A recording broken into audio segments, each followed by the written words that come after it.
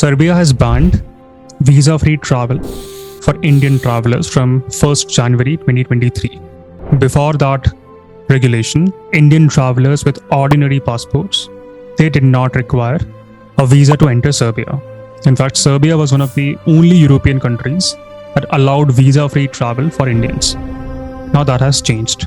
But the question is, did Serbian government explicitly target Indians?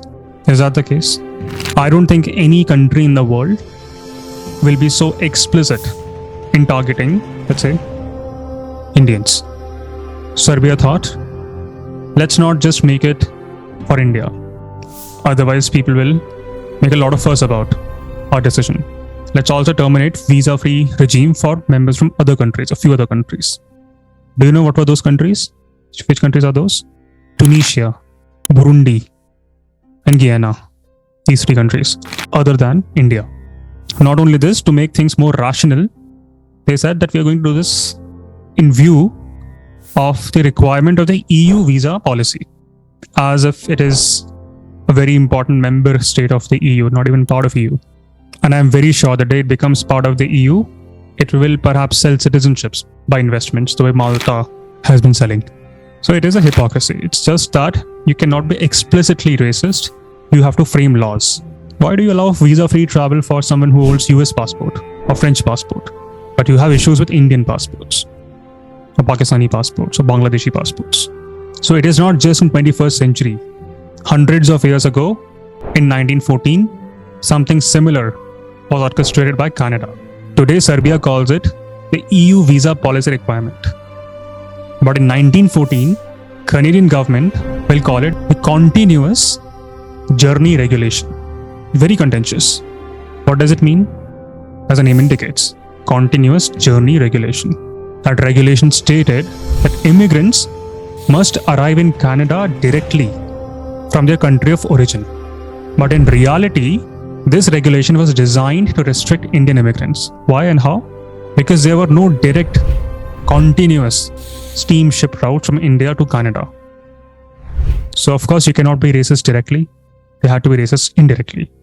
So Komagata Maru Incident took place in this backdrop. It took place in 1914 and is one of the most noticeable and notable episodes in the history of early Indian immigration to Canada.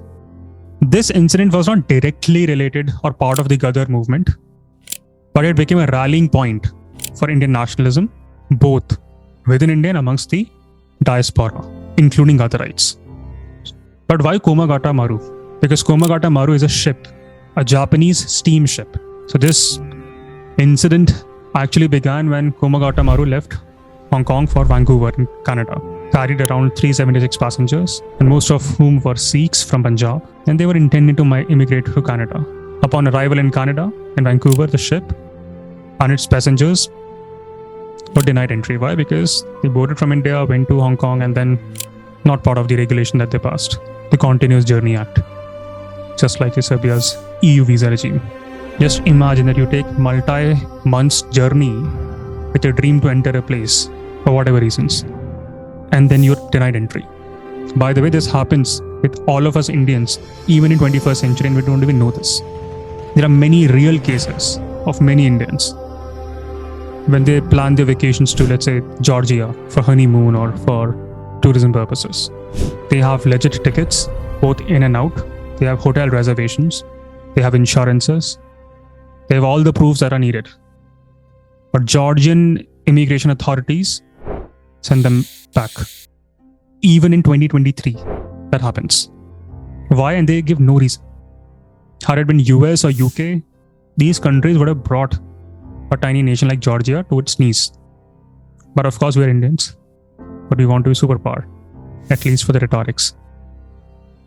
It is not just how your ministers are treated, but most importantly, it's always about how your civilians are treated across the globe. So just like Indians traveling to Georgia or Serbia face the brunt of their immigration officers, something similar was witnessed by local Sikh communities who were about to enter Vancouver.